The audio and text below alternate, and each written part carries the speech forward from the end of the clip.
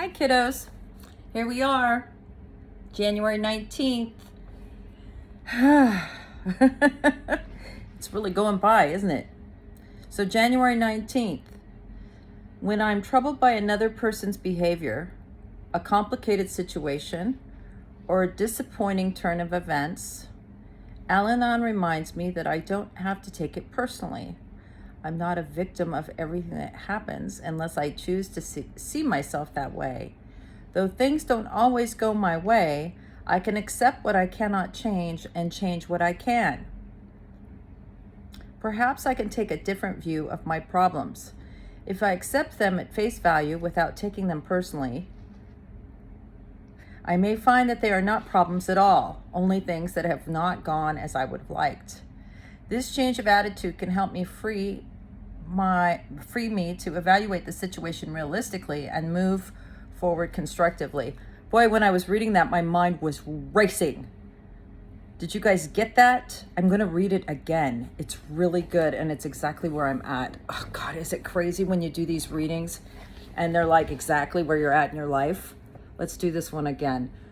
When I'm troubled by another person's behavior, a complicated situation, or a disappointing turn of events, Anon reminds me that I don't have to take it personally. I'm not a victim of everything that happens unless I choose to see myself that way. Though things don't always go my way, I can accept what I cannot change and change what I can. Perhaps I can take a different view of my problems. That is called a shift in perception. If I accept them at face value without taking them personally, I may find that they are not problems at all. I say that a lot. I've said that before, that things that have happened in my life that seem like the very worst end up being the very best, right? I don't really know what's best for me. It's the way I'm looking at it. It's the problem. This change of attitude can help free me to evaluate the situation realistically and move forward constructively. Then it says today's reminder, blaming my discomfort on outside events can be a way to avoid facing the real cause, my own attitudes. I can see myself as a victim, or I can accept what is happening in my life and take responsibility for my response. I may be guided to take action or to sit still, but when I listen to the guidance of my higher power, I will no longer be the victim of my circumstances. Okay.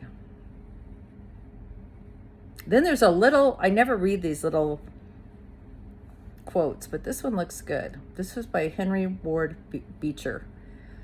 God asks no man whether he will accept life.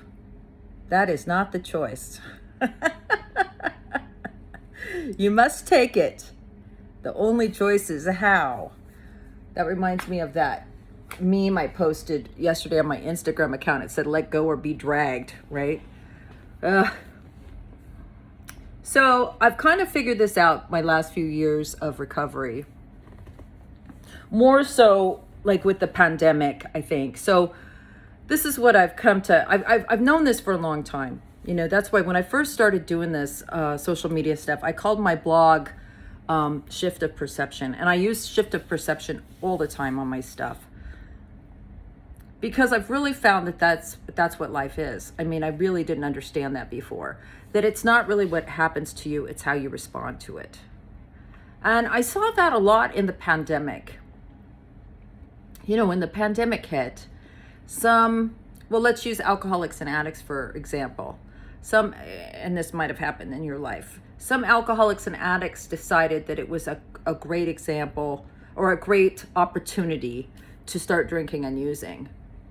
To really just get in the thick of it. Woe is me, the world is ending.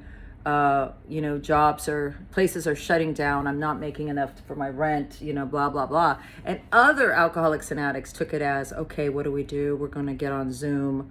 We're going to start these virtual meetings. We're going to help people virtually. And I got to see that. And I thought, Jesus, what is that? And there was a lot of examples of it during the pandemic. You saw people that either closed their doors or changed the way they were doing things. There's this one place called Dear John's. It's in LA. and I've never been there, but I followed them on Instagram. For somehow they crossed my feed and it interested me. And it's an old Rat Pack LA type place, right? And it's got a lot of history in it. And the people that own it, I think they bought it. I don't know the whole history, but they're not the original owners. And they bought it and reopened it. And they did an amazing job, right? It doesn't look like much really, kind of from the outside, but it's a neat place. So I was following them long before the pandemic, and then the pandemic hit, and everybody's supposed to close. And it's a high-end place. You know, they have a chef, and they do tableside, Caesars, and the whole show, right? And so it's one of those places you go for a yummy special occasion dinner, So, and they got quite a following. So I saw places like that closed down. This place, within a short time, all of a sudden had TV dinners. They got the old-fashioned foil TV dinners from when I was a kid, and they made their signature dishes with the vegetable and the potato. And they boxed them and branded them, and you could order it online. Now, this is not a takeout business. This is not a business, but they shifted gears so fast. They did not decide, okay, that's it, we're done. All these years in business and we're just going to close. No, they came up with a genius idea. First thing, TV dinners were kind of that Rat Pack deal, right? And it's kind of vintage. It's kind of, it's kind of funny.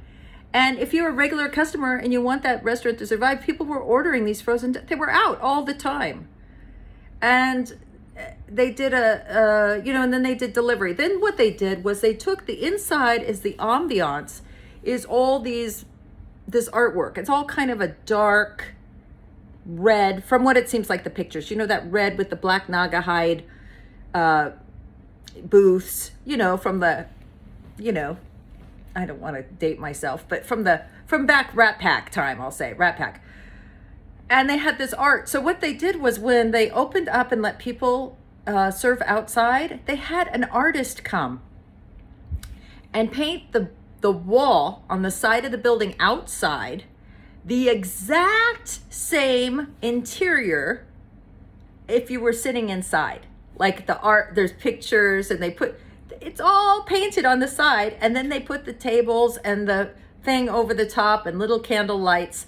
And so when you went to eat there, it was like you were eating inside, but you were outside. I mean, really clever stuff, right? That is recovery to me. That is, okay, you don't just throw in the towel. You look at it differently. There was another place here that was a little tiki bar. And I know you don't want to talk about alcohol, but I'm talking about shifting your perception.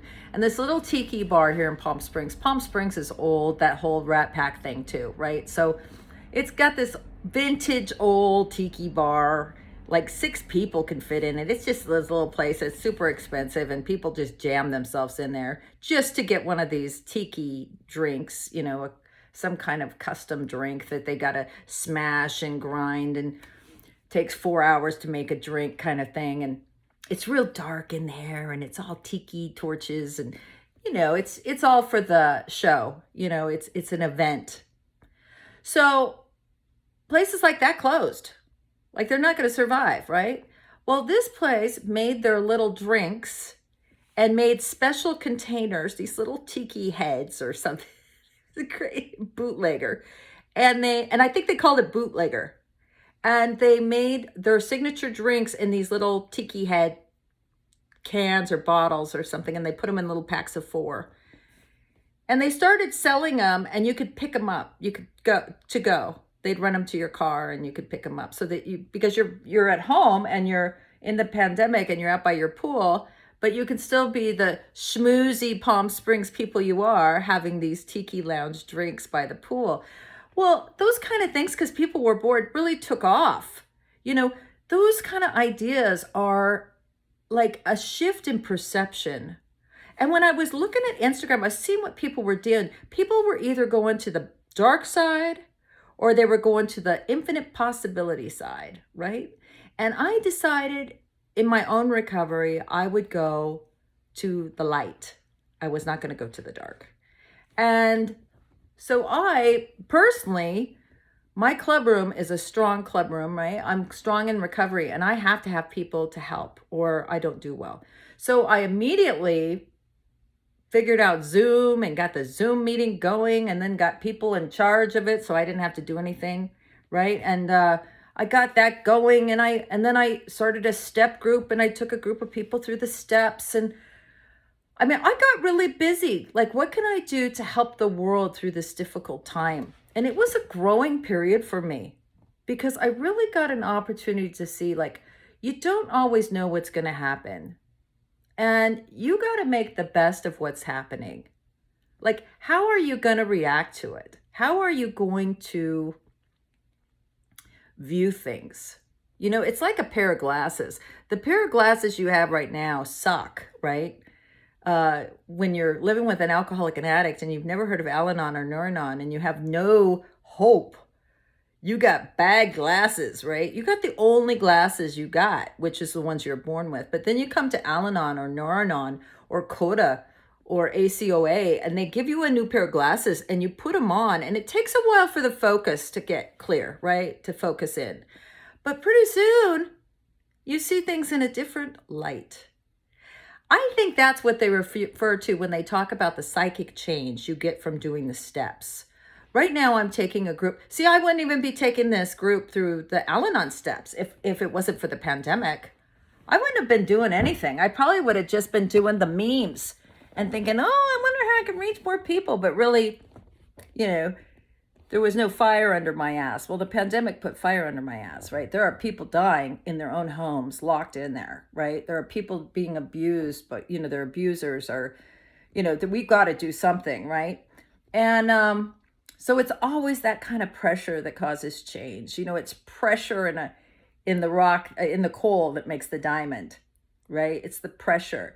So if you're under a lot of pressure, you're about to come out as a diamond. But you got to change your glasses. Now, when it says in the book here about, it says this one part, I may find that they're not problems at all, only that things haven't gone as I'd liked. This change of attitude will help free me. See, I'm incapable of doing that by myself. I have to be around people that are saying a different way. You know what I mean? They're pointing out the glass is half full. They're making lemonade out of lemons. I can't do it. If you stick me with a group of people that are bitching and moaning, I start bitching and moaning. That's just the way I am.